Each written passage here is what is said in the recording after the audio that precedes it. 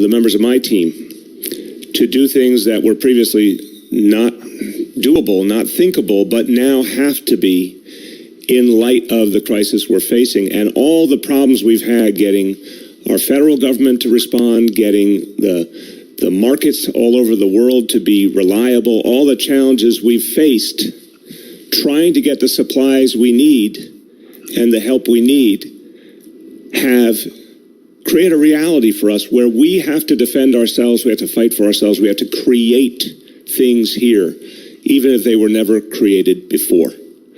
So that's who we are as a people, and that's what New Yorkers are showing once again, one of the greatest crises we've ever felt. Let me talk to you today about how we got to what I'm about to tell you about. Over these last years, we've seen in New York City more and more the growth of advanced manufacturing, the growth of biotech, the growth of the technology sector. Over these last years, more and more capacity growing in this city. And it's allowing us to do things that before would not have been imaginable. So let me start with the crucial supplies that we depend on to protect our healthcare workers and our first responders, the personal protective equipment. I've taken several trips out to the Brooklyn Navy Yard. I've tried to show all of you the amazing work happening there. But what I first want to tell you about today is that this work is now being supercharged. The face shields, which are so crucial to keeping our heroes safe, started modestly. People in the Brooklyn Navy Yard making the face shields by hand with the components they could get. A wartime factory for wartime conditions. I told you a few days ago on Sunday that when it came to face shields, we really need them, but we only had enough to get through this week when you look at all the hospitals of our city. But now we are having a real breakthrough. The companies that came together have now been joined by more companies. Now we have 8 companies in the Brooklyn Navy Yard, the Brooklyn Army Terminal, and in Manhattan, all working together to create the maximum number of face shields for our heroes. They started very modestly, but now they can produce 240,000 per week. That will grow to 465,000 per week. That whole point about by Friday, asymptomatic transmission, which is, and then the goal soon thereafter will be to produce 620,000 face shields per week right here in New York City, made by New York City workers and New York City companies. That is enough to reach the crisis standard we're working under right now. What this means is we will be able to fulfill our entire need for face to find new ways here in New York City. Now, we're keep working to get more outside. Obviously, we want a bigger supply. This is who we are. We want to make sure we're secure for the future, where we believe in getting things done. We want to someday move off that crisis standard and go higher to challenge an even better standard. But for the members of my team, we're in the middle of this war, to do things that we're previously the coronavirus, not in the kind of crisis dynamics we are, but now have to be for the first time in light of the crisis we're facing and all the problems we've had getting. We're going to be able to say we are self-sufficient. New York City will be self-sufficient. The markets all over the world no longer be reliable. All the challenges we face, international markets, trying to get the supplies we need, we will be self-sufficient. And the help we need, that's the first point. Have the second point, create a reality for us where we have to defend ourselves. Now we have a huge number of these. We have to create every year. This is an area where it's not possible yet to be self-sufficient, but where we're making huge strides. That's who we are. Again, on Sunday, I told you this was an area I was deeply concerned about. New Yorkers are showing once again one of the greatest crises we've ever couldn't tell you yet about next week. We're moving to get major supplies in from all over the country. How we got to where we're about to tell you about. Some relief over these last years we've seen in New York City. But again, we will be best off if the more and possible surgical gowns are made right here in New York City. The growth of 5 companies are now manufacturing in this effort to protect our heroes. Biotech. They're in the Brooklyn Navy Yard. They're in Sunset. The growth of the technology center in Manhattan. And over these last years, more and more capacity growing in this city. Only making 30,000 per week. And it's allowing us to do things that before would not have been imaginable. Soon thereafter, we want to get to 250,000 surgical gowns per week, and then we're looking to go even farther. Crucial supplies that we depend on to protect our healthcare workers. These are first responders, the protecting those who are saving our lives. Another great example of several trips out to the Brooklyn Navy Yard. I've tried to show all of you the amazing work happening there. Both these items I just told you about. But what I first want to tell you about today is that this work is now being supercharged. Memory made in face shields, which are so crucial, brand new production lines, keeping our heroes safe from scratch by companies here, by New York City workers, in an atmosphere crisis, and they've surpassed any possible expectation we could have, and they're going farther. But look, as much as we've been so deeply concerned about the PPEs, and we're going to be concerned about them until this crisis is over because they mean protection for those who are saving our lives. The number one issue from day one has been testing. When we started fighting the coronavirus here in the city, we said we needed the federal help with testing. It never came. We have scoured the world looking for test kits on the open market. It's been extraordinarily frustrating. We've had so many good people searching everywhere just to buy the test kits to get a reliable supply. It has not been possible. So over months now, the place we turned to for help, Washington, D.C., we never got a straight answer. We never got a consistent approach. And we wondered when would the day come that we could actually get the test kits we need so we could start on that road that I talked about a few days ago from this widespread transmission of the coronavirus to low-level transmission and eventually no transmission. To get there, you must have testing in large quantities. And we knew that as recently as yesterday, we did not know when and where we would get those test kits. Now, we've had one breakthrough on the open market and then another breakthrough right here in New York City, and I'm so excited to tell you about this. Our friends from Carmel, Indiana, I talked about them a few days ago. They donated test kits. A biotech firm there donated test kits to us. But now they have confirmed they can produce them regularly for New York City. So on top of their donation of 50,000 kits, which we're so appreciative for, ARIA Diagnostics, Carmel, Indiana, is now going to be producing test kits for New York City. We will be purchasing them starting Monday, April 20th. It's coming Monday. We'll be purchasing 50,000 full test kits per week from ARIA Diagnostics. I'm sure New Yorkers wouldn't have thought that the cavalry would come from Carmel, Indiana, but it has. This is going to be a big piece of the solution going forward. We're going to get a whole lot more, I want to be clear, because to really get to that point where there's no more transmission, we're going to need a huge number of test kits. But even being able to know we can rely on 50,000 a week from a supplier that we believe in, that's going to be a major, major step forward for this city. I want to thank Mayor Jim Brainerd of Carmel, Indiana, who I've gotten to know over the last few years very well at the U.S. Conference of Mayors. He and I are on the leadership of that body, and he has been an extraordinary friend and ally and really stepped up for New York City. So Mayor Brainerd, again, thank you. Thank you to everyone in Carmel. Thank you to ARIA Diagnostics. This is a big step. So that's 50,000 per week, but we're going to need a lot more. And remember, a test kit, and I talked about this a few days ago. I used the analogy of a cup of coffee with cream and sugar. You need the coffee beans, you need the water, you need the cream, you need the sugar, you need the coffee mug. Putting together the full test kit takes three basic components. The nasal swab, the liquid solution, that's what you keep the sample in. It's called the viral transport medium. And a tube with a screw top that keeps the sample secure and sanitary. You need all three of those things to perform a test for the coronavirus. And then, of course, you have to get that test to a lab that then processes it. So we're talking right now about just collecting the test itself from an individual. A whole other part of the equation is continuing to increase the capacity in labs to process these tests and give us the answer person by person, positive or negative. Again, we're going to have to do that on a mass scale going forward. But But to get these three parts together so you can collect a test from someone, well, you can't get to first base unless you have the actual test that you can collect from people. So needing those three pieces was crucial. Again, our efforts to get them consistently from Washington, D.C., no result. Our efforts to get them from the open market never could get a reliable partner until today with ARIA Diagnostics.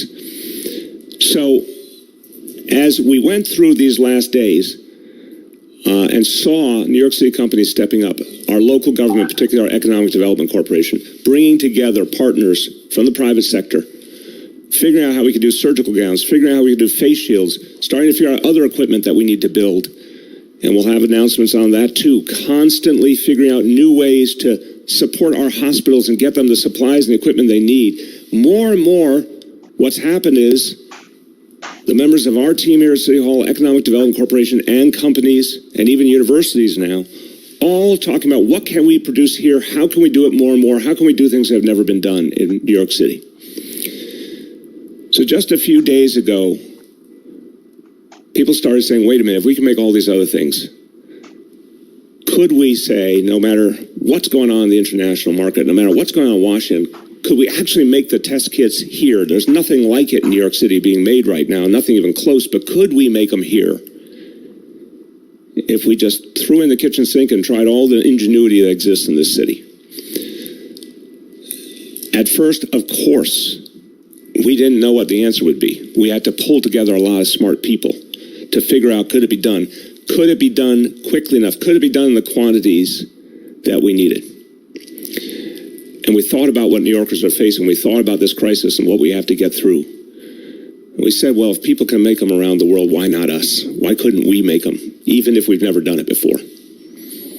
Companies all over the world could make some of these components. Why couldn't the most innovative city on earth figure out a way? So I'm here to announce to you that we have found a way. And starting in a few weeks, we will be producing here in New York City 50,000 test kits per week with components put together right here with companies, universities, New York City workers right here, building a brand new supply chain to feed this industry that will now develop in New York City. 50,000 tests per week to begin. And if we can go farther, we're going to build it up rapidly. It means commercial labs and academic institutions in this city working together to produce that liquid solution the right way. It means local manufacturers and 3D printers coming together to make the testing swabs and with components right here with companies, simple as those testing. New York City, the entire international market has been struggling. Right because here, those swabs have been building a brand new supply chain. A lot of them are made in places that were deep in the middle of the COVID crisis themselves. So the whole international industry that will now develop now, through the ingenuity of New York City producers, figured out a way to make them right here. Production will begin in a few weeks, at the beginning of May. 50,000 a week to begin. Add that to the 50,000 a week from ARIA Diagnostics. We'll have 100,000 full test kits. Go farther, we're going to build it up. New York City can rely on 400,000 per month, and that's just the beginning. It means so we will have to take that commercial labs and academic institutions in this city that can work together to produce tests and get us results in real time the right way. And remember, it means local manufacturers and 3D printers to protect those together to make the test. There are a lot of pieces to this equation right here, and all the while continuing as a international market to make the progress we're making as a swabs social distancing and shelter in place. So even while we're building out in places that were deep in the middle of the COVID crisis themselves, we will not let our foot off the gas now. We will not relent in the successful strategies that now open here. Production will begin out of this horrible crisis at the beginning of May, but I want 50,000 a week to begin. Add that to the 50,000 a week from ARIA Diagnostics. As we'll have 100,000 progress on the hospital in New York City, on 400,000 per month. because we see some progress. It means That's going to give us a little more ability to free up some medical personnel for testing. and academic As we see some progress getting more PPEs produce tests that and will get allow us us to results devote some more PPEs to testing. And remember, But all these pieces have to come together, and we're still not in a situation where we can say it's going to be easy. No, but we need to find a way to keep building up the testing because it's one of the foundations of getting to that next phase. When you get to that next phase, you get to low-level transmission. Remember, then you're able to constantly test people, figure out who has the coronavirus, needs to be isolated, needs to be quarantined, get them the support they need, keep them away from other folks that they might infect. You have to know how to constantly trace to anyone who has been infected, the people in their life who might have been exposed. You can get to them, test them, isolate them if they need. It's a constant diagnostics to ensure that the cases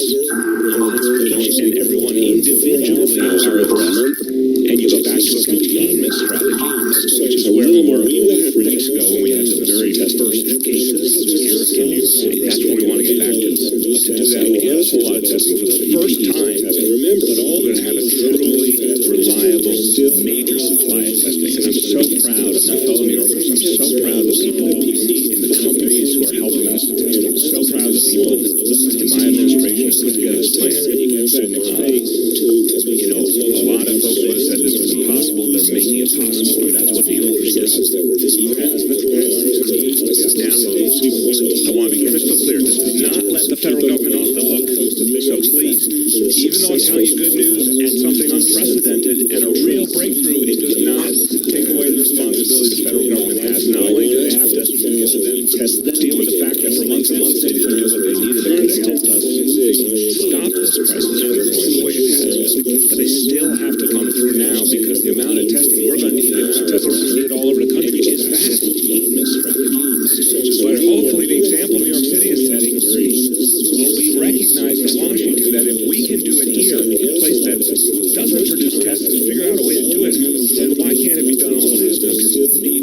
Why can't we build up a supply that can protect all of us? If the federal government can't figure it out, then get out of the way and let us at the local level get this done. But support us. Get us the components. Get us the help so that we can do this rapidly and protect ourselves. I want to be crystal clear. This does not let the federal government off the hook. So I want to see how far we can go, how quick we can go. 50,000 test kits produced in New York City per week starting in the beginning of May is just the beginning from my point of view. I want to see how far we can take this, and I want to challenge all New Yorkers who can contribute to this effort. I want to challenge the academic labs.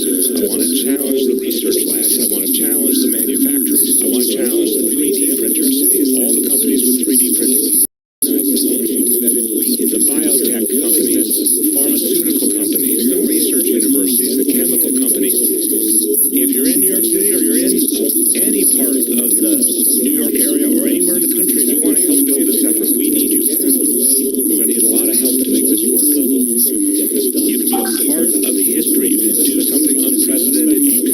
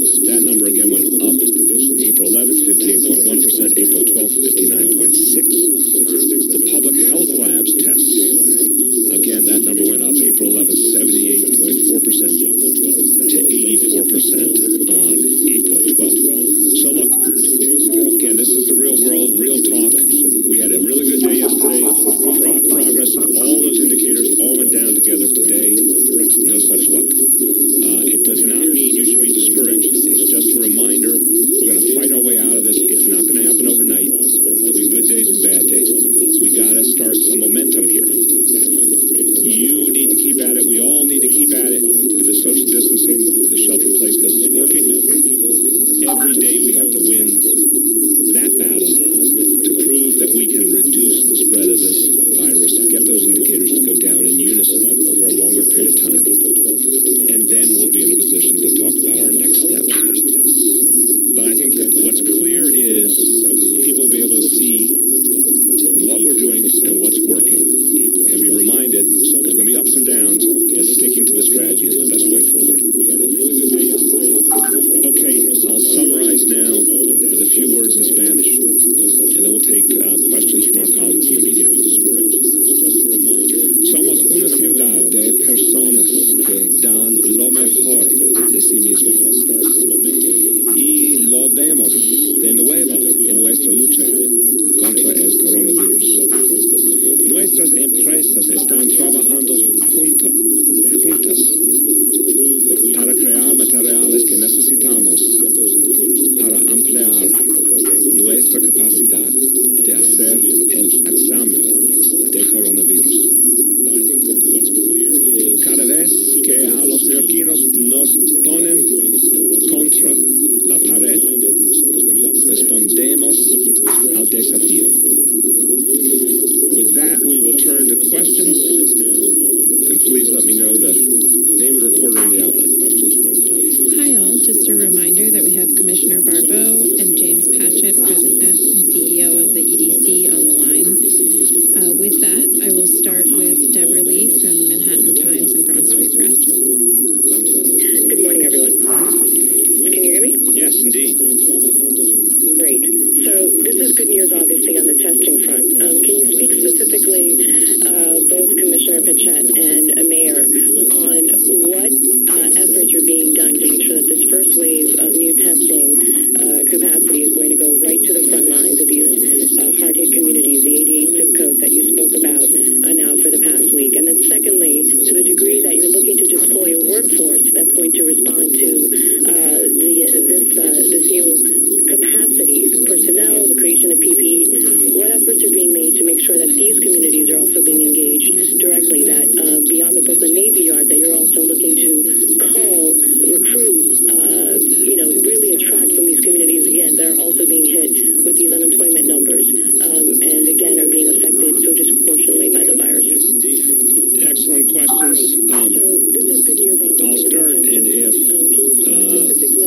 the president of EDC, James Patchett, wants to add, he will jump in.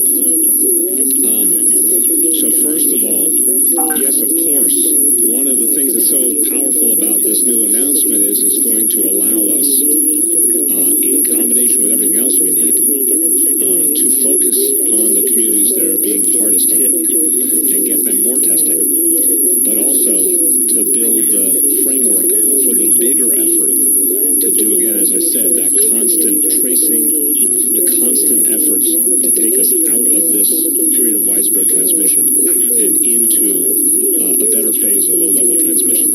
So the targeted piece in the communities that are hardest hit is crucial for everyone. Having the ability to transfer our efforts, to evolve our efforts to a containment strategy is absolutely necessary. That's how we actually save lives the most, getting out of this period of the crisis and being able to apply testing anywhere and everywhere we need it as part of a containment strategy. So in terms of the first part, as you heard over the last few days, we plan to get additional test centers up later this week, but we have also was very clear that we needed to ensure the test kits, we needed to ensure there'd be the PPEs, that we needed to ensure there'd be the personnel.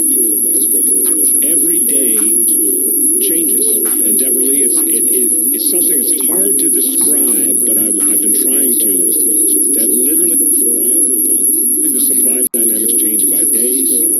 We have good days and bad days. We have days where supplies come in.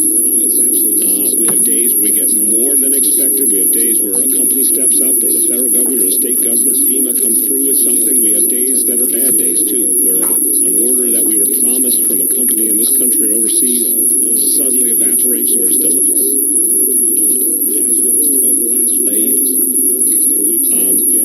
So to get the PPEs to the point that we know we can sustain testing, the test kits, we need to ensure there'll be the PPEs, then we need to ensure there'll be the personnel. Every day changes, and Deborah Lee, it's something that's hard to describe, but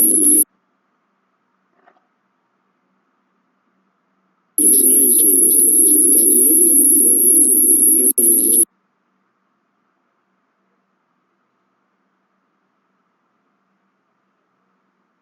change by days. We have good days and bad days. We have days where supplies come in. We have days where we get more than expected. We have days where a company steps up, or the federal government or state government, FEMA come through with something. We have days that are bad days too, where an order that we were promised from a company in this suddenly evaporates.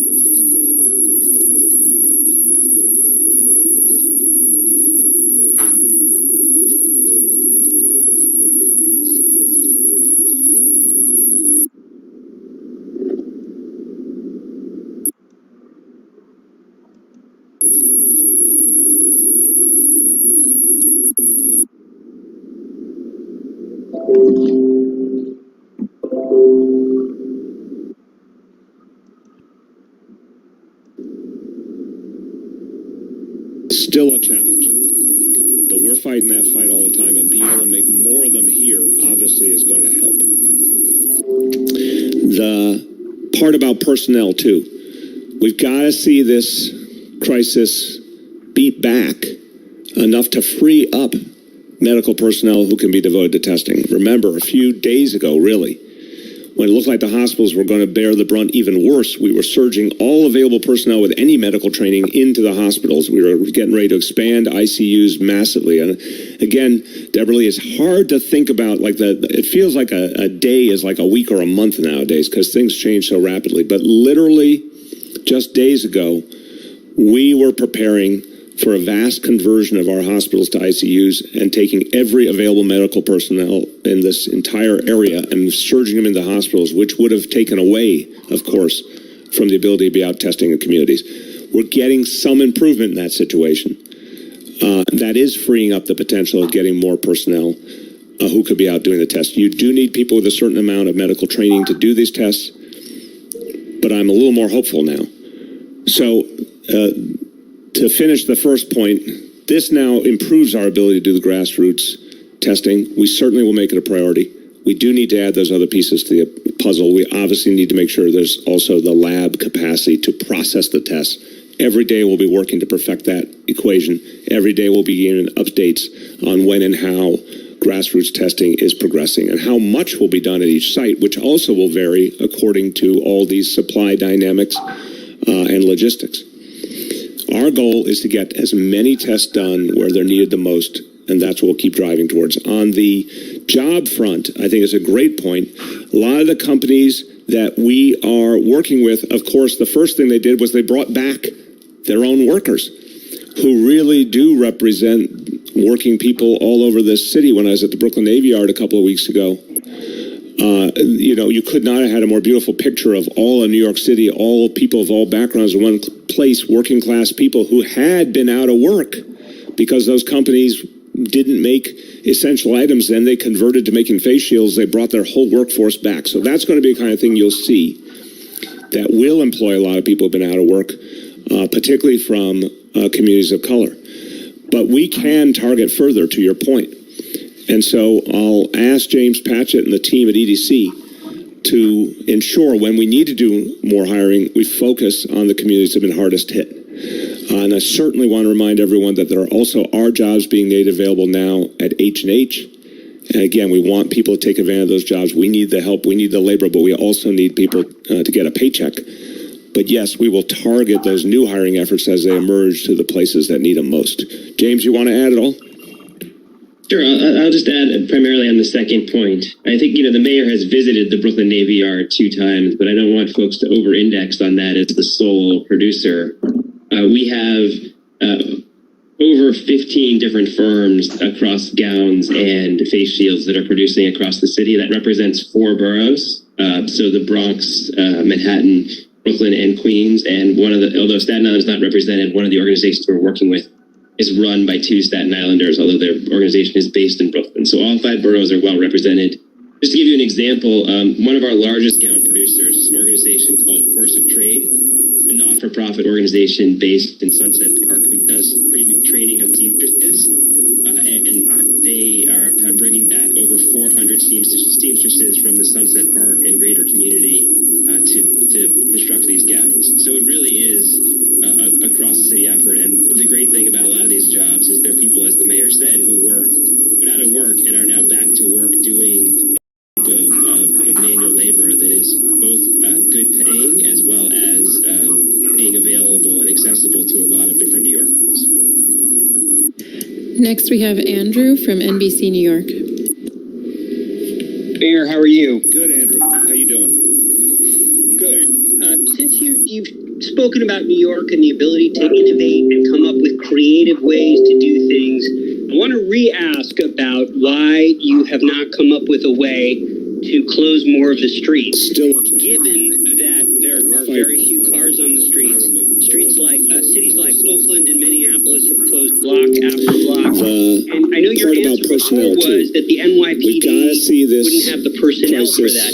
But do they really need the personnel for that? Could you not find ways to get people outdoors Remember, a few days ago, really, Well, yeah, when it looked like the hospitals were going to bear the brunt even worse, we were surging all available personnel with any medical training into the hospitals. We were getting ready to expand ICUs massively. And again, Beverly, it's hard to think about like it feels like a day is like a week or a month nowadays because things change so rapidly. But literally different than those just other days cities. ago, we were preparing for a vast conversion of our hospitals to ICUs and taking medical personnel in this entire area and surging them into hospitals, which would have taken away, of course, from the ability to be out testing the communities. Careful, and that's We're getting some improvement in that situation. Anytime that is freeing up the potential of getting more personnel who could be out doing the testing. You do need people with a certain amount of medical training to do these tests. Safe. But I'm a little more hopeful now. Intention. So this is all about safety, Andrew. To finish the first point, right now, this now improves our ability to do grassroots testing. That's We what we're certainly will make it a priority. And we do need to add those other pieces to the puzzle. We obviously need to make sure there's also the lab capacity to process the tests. Every day we'll be working to perfect that equation. Every day we'll be getting updates on when and how grassroots testing is progressing and how much will be done at each site, which also will vary according to all these supply dynamics and logistics. I do not believe it will work. Our goal is to get as many tests done when they're needed the most, and that's what we'll keep driving towards. On the job front, I think it's a great point. A lot of the companies that we are working with, of course, the first thing they did was they brought back their own workers. The grocery Who stores, really do represent working people all over the city. When I was at the Brooklyn Navy Yard a couple of weeks ago, make sure those are being you could enforced not have had a more beautiful picture of all in New York City, all people of all backgrounds, in one place, working class people who had been out of work because those companies didn't make essential items. Then they converted to making face shields. They brought their whole workforce back. So that's going to be the kind of thing you'll see that will employ a lot of people who've been out of work, particularly from communities of color. But we can target further, to your point. And so I'll ask James Patchett and the team at EDC to ensure when we need to do more hiring, we focus on the communities that have been hardest hit. And I certainly want to remind everyone that there are also our jobs being made available now at 8. And again, we want people to take advantage of those jobs. We need the help, we need the labor, but we also need people to get a paycheck. But yes, we will target those new hiring efforts as they emerge to the places that need them most. James, you want to add at all? Sure, I'll just add primarily on the second point. I think, the mayor has visited the Brooklyn Navy Yard 2 times, but I don't want folks to over-index on that as the sole producer.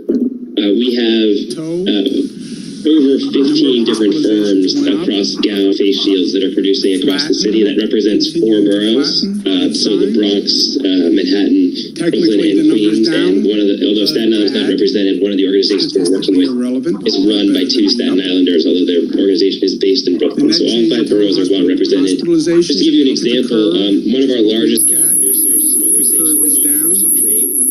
not-for-profit organization based which is more accurate than any one day. Because remember, this reporting mechanism is new. We just put it in over during the situation, so I wouldn't bet all the chips on any one day. But when you look at 3 days, you look at the overall curve, we think it's indicative. So the 3-day average is down, the net change in ICU admissions is down. Again, the ICU admissions, I think, was a grain of salt, since hospitals are no longer what they were, and they're basically all ICU wards. Next, we have Andrew Intubations from is a NBC real New York. number. It's the number of people who are being put on a ventilator. Mayor, how are you? Good, Andrew. How you doing? About 80% of those people will never come off a ventilator. Spoken about New York and the ability to come up with creative ways to do things. I want to re-ask about why you have not come up with a way to close more of the streets. That there are very few cars on the number of people we will lose. Cities like Oakland and And that's what we block will after block. And I know your answer was the NYPD have the personnel for that.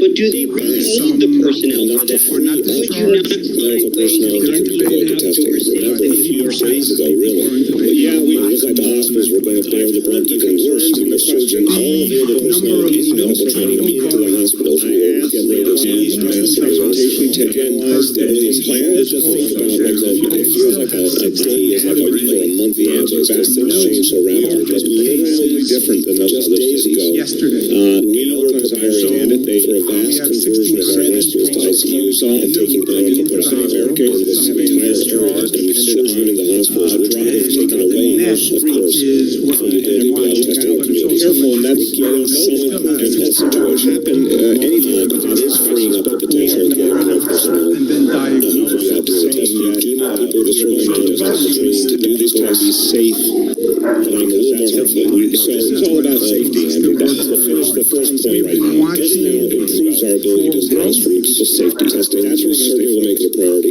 And we do need to add those other pieces to it. We can do that. We obviously need to make sure there's also the lab capacity to process the tests. Every day we'll be working to perfect that. Other things we need every day will be on when and how I've been elected grassroots testing is progressing and how much will be done at each site, which also will vary according to all these supply dynamics. I do not believe our goal is to get as many tests done because they need the most situation. That's what we'll keep driving towards. On the job front, I think is a great point. That we a lot of the companies that we are working with, of course, the first thing they did was they brought back people have to the grocery store really do reference all over this city. When I was maybe a couple of weeks ago, make sure that when they come here to buy a beautiful picture of all New York City also.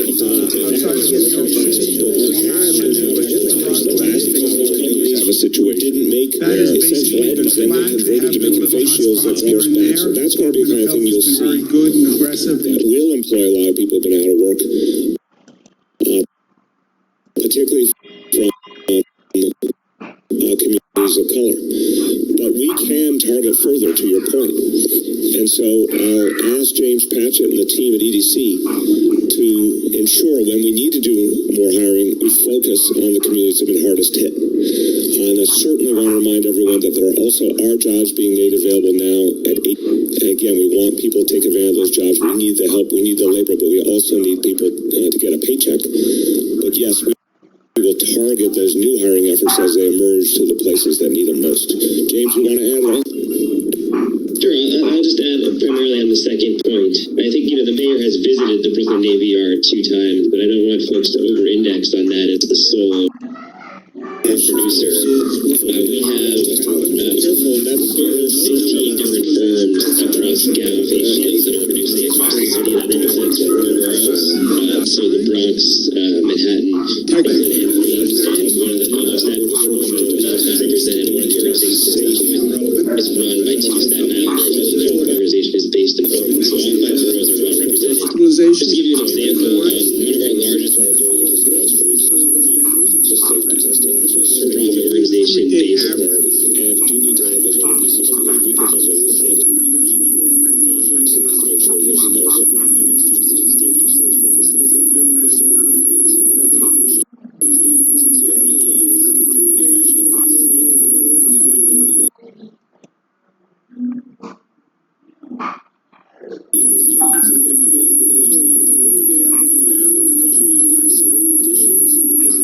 jumping on those hotspots and tamping them down, test, isolate, trace. Next, we have Andrew from NBC New York. The number of people who are being put on the numbers How are you? by region across. You've spoken about New York and the ability to come up with Proportionately, creative obviously, ways to do things. the I want to intubations. re-ask about why come up with a way.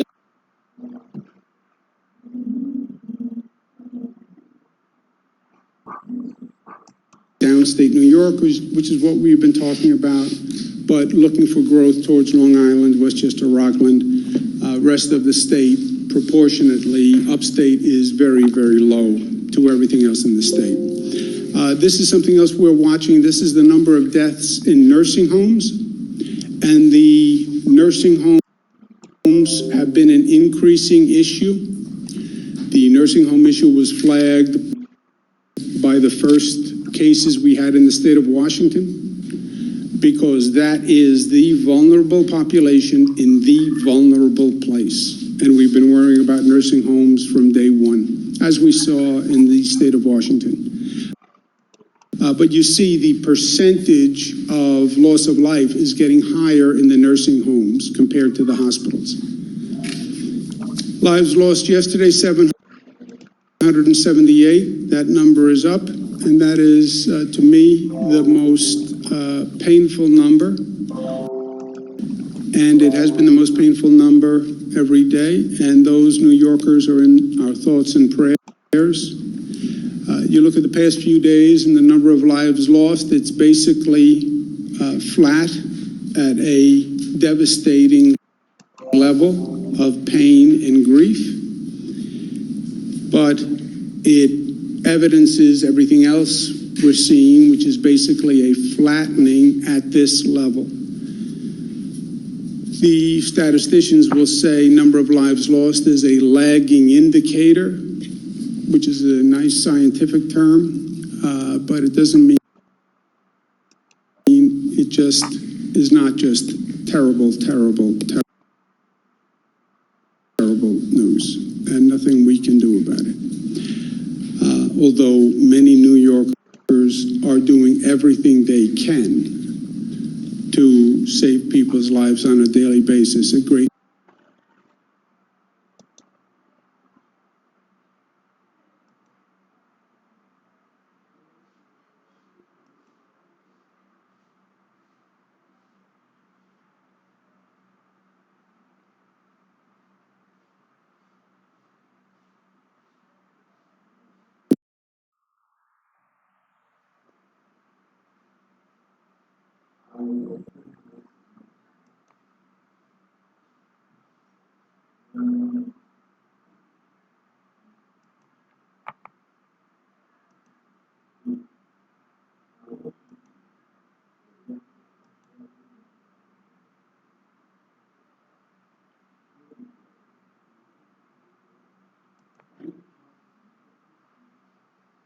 personal cost to themselves.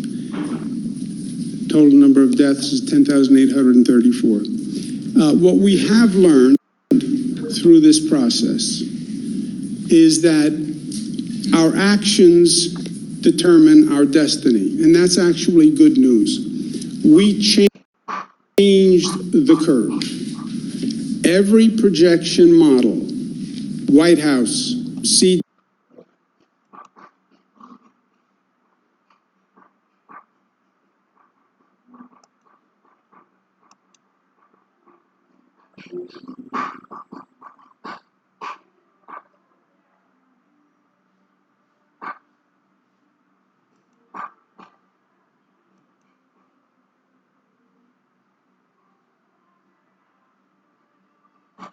CDC, Coronavirus White House Task Force, Columbia, Cornell, Gates-funded group, every projection had a higher rate of infection, higher rate of death. CDC was talking about over 1 million people.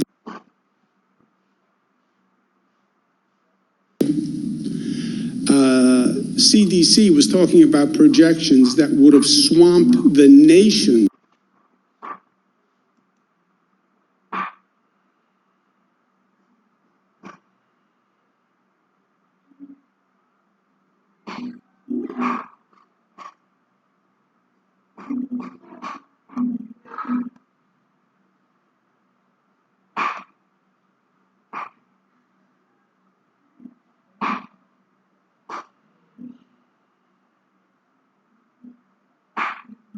Hospital system. That didn't happen. Why didn't it happen? Because of what we did. And that's important to remember and realize. We changed the curve. Better way to say it is we are changing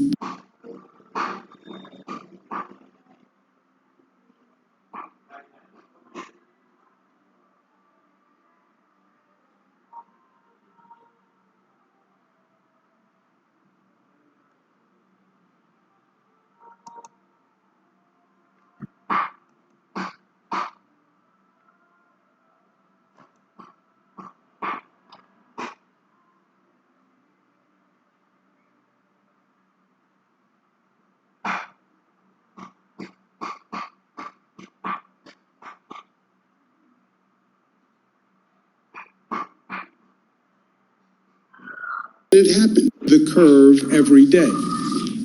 We have shown that we control the virus doesn't control us. And this is a big deal. We did. We could have been in a place where we could.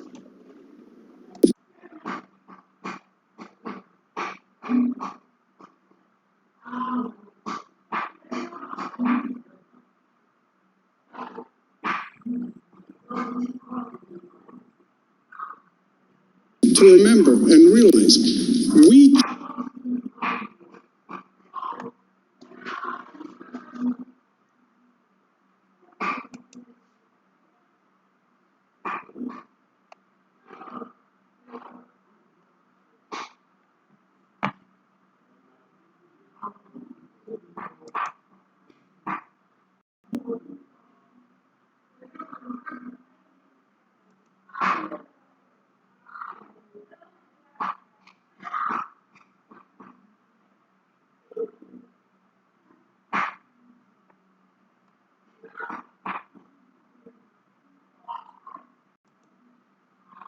couldn't stop the spread of the virus.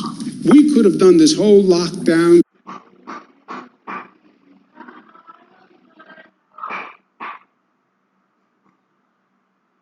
Closed down, shut down, still could have seen those numbers going up. Better way to say it is we are changing.